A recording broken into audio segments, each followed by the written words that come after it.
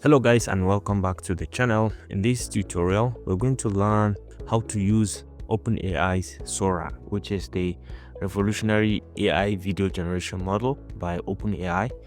Now Sora is designed to take text, images, and even video inputs and transform them into brand new stunning video outputs. Okay, whether you are a content creator, a marketer, or just curious about cutting edge AI, Sora opens up endless possibilities for creativity and storytelling. So in this video, you'll learn the basics from how to open Sora, open an account and log into Sora, to how to set up and start generating videos with Sora from mere text prompts. Okay, and then I'll give you some tips and tricks on how to do better with Sora. So if you're ready to unlock the power of AI video generation, grab a seat and let's explore the OpenAI Sora together. So to start with, let's start by accessing Sora. All you need is to open your Google and just type in Sora AI, just like so, and hit on enter. And then you brought in over to this very platform. You can see it's by OpenAI. So you can see it's under OpenAI /openai.com/Sora.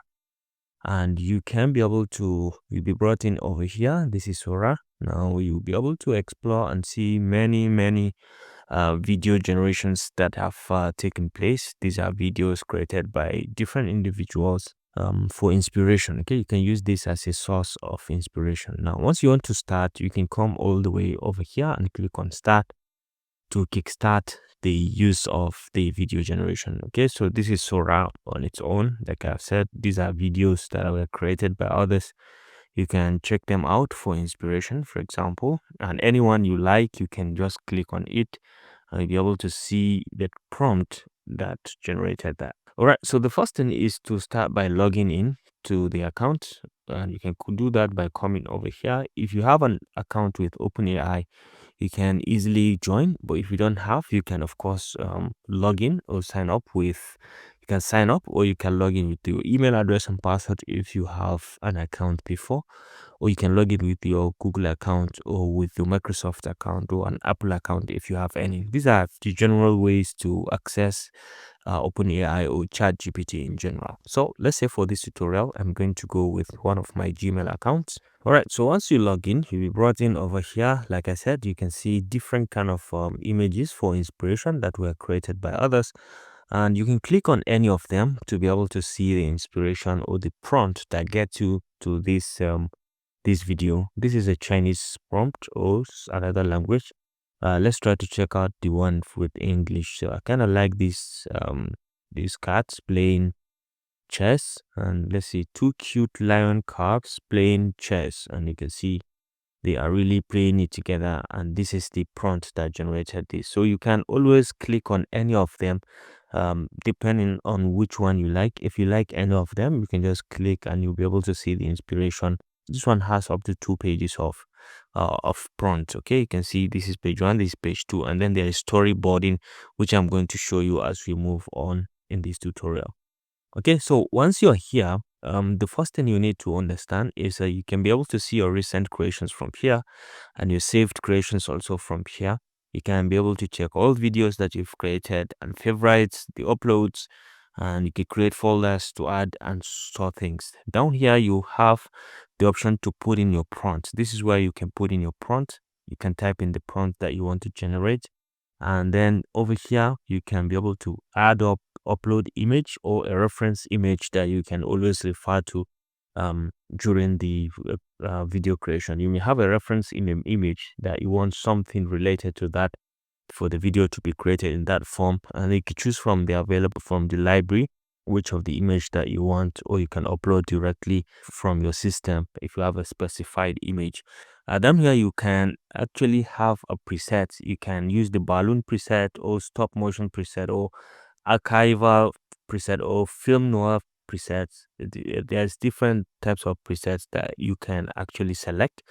For this case, we are going to go with normal, which is none, but if you want, you have a specified one that you want to work on, you can select one of the presets, right? So this is for presets, and then over here you can define what kind of video you want to create. Is it a 16:9, which is a horizontal video, or 1:1 for Instagram posts or reels? And then you can have 9:16, which is for YouTube shorts and similar ones, maybe TikTok videos.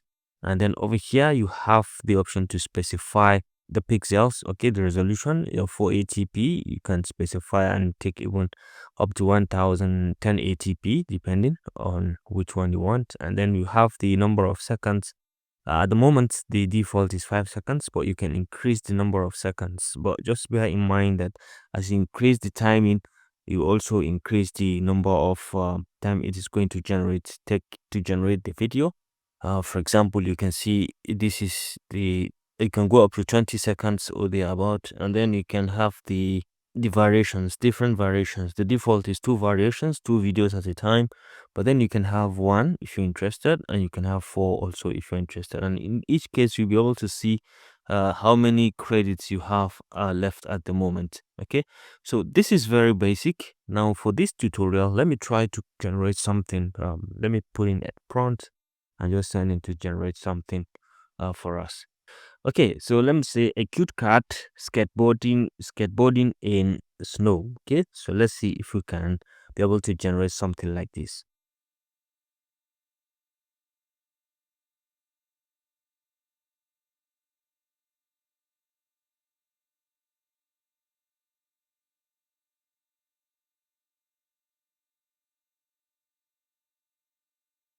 Now, the next thing is we are going to learn about some features that incorporate storyboarding, because there are some key things.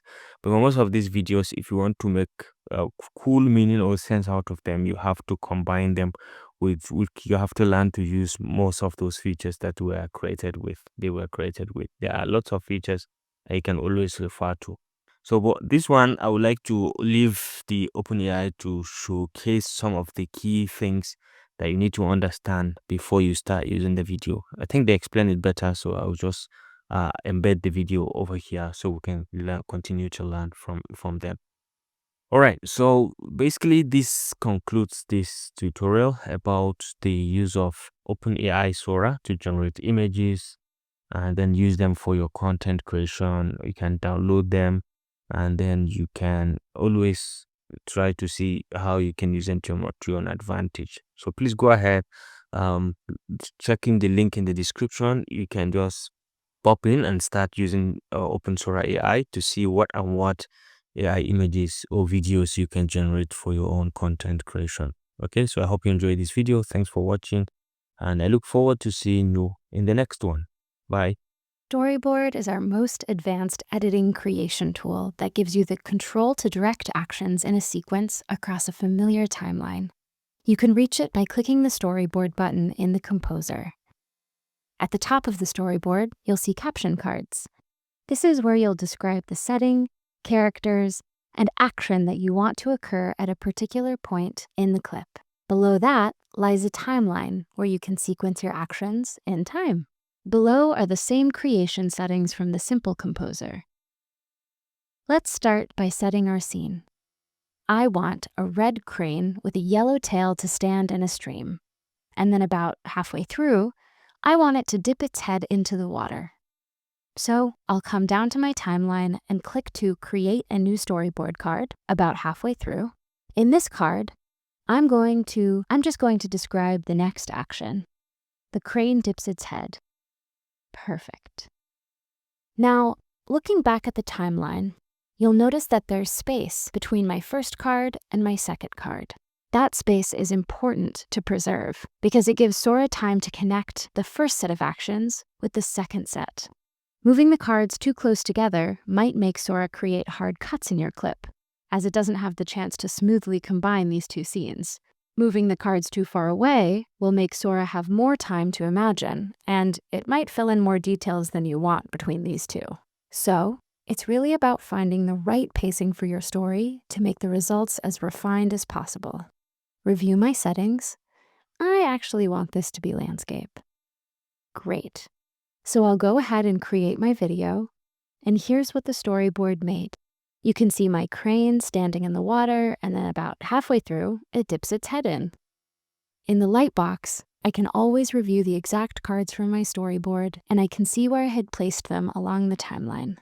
If I want, I can always revise the storyboard and create new videos, tweaking the description and the storyboard cards, or the placement and sequencing of the actions. And that's how you storyboard. Blend is an experimental editing tool that allows you to transform and influence the contents of one video with that of another. It's kind of like smashing two videos together, and the results can be exhilarating. Here I have a close-up of a monarch butterfly. When I saw this video, I noticed it's a bit still, and it looked a tiny bit like an orchid. I thought I'd generate a few videos of orchids and blend them together to see what would happen. So I'll come down to Blend and choose a video from my library. I can see a handful of blends and orchids, so I'll pick one of them. This will take me to the blend editor, where I can see both my butterfly clip and my orchid clip side by side. I can also see that in the middle of both clips is a curve, which lets me know how strong the influence of each video is at a given point in time. The higher up the curve, the more influence the top clip will have. The lower down the curve, the more influence the bottom clip will have. If I scrub through the timeline, I can review exactly what both of my videos show. And I can also grab either handle to trim in or expand how much of each clip I want in this resulting blend. So let's go ahead and blend these two clips and see what we can get. And wow, Blend was able to seamlessly transform my butterfly. In the light box at the bottom, you can see each video that was used to create the blend. If I'm unhappy with this result or I want to try a different curve setting, I can always edit my blend and try again. Happy blending. Recut is one of the most powerful editing tools in Sora, and it lets me trim down and extend any segment of an existing video. We'd like to show you how it works.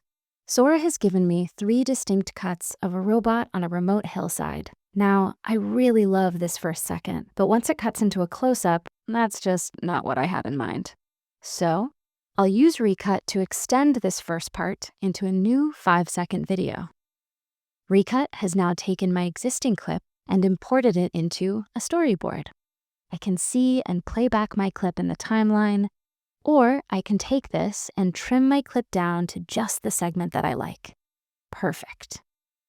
Now here's the segment I want to extend, and I'll leave the rest of the timeline empty to give Sora the ability to imagine the extension.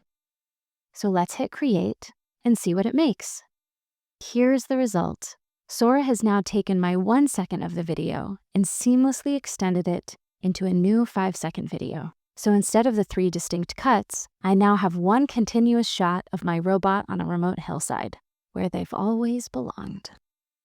Loop is an exciting new part of our editing suite that lets you seamlessly repeat any section of an existing video. I have a herd of sheep running across a foggy field in Ireland. So pastoral, and I want it to repeat forever, so we're going to do just that. Clicking loop will take me into the editor at the bottom of the screen. I can see my video, and I can also see 2 handles that let me adjust the section of the video that will be looping. Dragging the handle on the right will adjust the end frame, and dragging the handle on the left will adjust the start frame. This looks pretty good. In this example, the first and last frame of my video are fairly similar. So the short loop should work great by default, because Sora doesn't have to add too many frames to make it make sense. But if the first and last frame of the video are really different, it might be best to use normal or long loops to give Sora some extra time to connect those frames more seamlessly. For now, I'll use normal and it should work pretty well. Let's see how it goes. You can see that Sora took that middle section and created a perfect, seamless loop of the sheep running across the field. That's really nice. We can't wait to see the endless cycles of aesthetics that you create. Remix is a powerful iteration tool that lets me use natural language to add, remove, or edit objects in an existing video. So here, I have a wide shot of a brutalist home set along the coast. After seeing it, I'm curious what this would look like if it was a mid-century home. So let me use Remix to achieve that. Clicking Remix opens the Remix editor where I can simply describe the change that I want to see in the video, replace the cement building with a mid-century home, and that change is pretty significant. So using the remix strength, strong makes a lot of sense here. If I wanted to maybe add a few trees, I could use mild, and it would preserve more of my original video. Now, if I wanted to do something even smaller, like maybe just remove the windows from my building, then I could use something subtle here. But for now, I'll keep it strong. We'll hit remix and see how it does. And here's what it made. You can see that through remixing that video, I've maintained the camera motion and the setting, but it's replaced my brutalist structure with a mid-century home on the coast. Et voilà! All right, so basically this concludes this tutorial about the use of OpenAI Sora to generate images and then use them for your content creation. You can download them and then you can always try to see how you can use them to your own advantage. So please go ahead, checking the link in the description. You can just pop in and start using Open Sora AI to see what AI images or videos you can generate for your own content creation. Okay, so I hope you enjoyed this video. Thanks for watching, and I look forward to seeing you in the next one. Bye.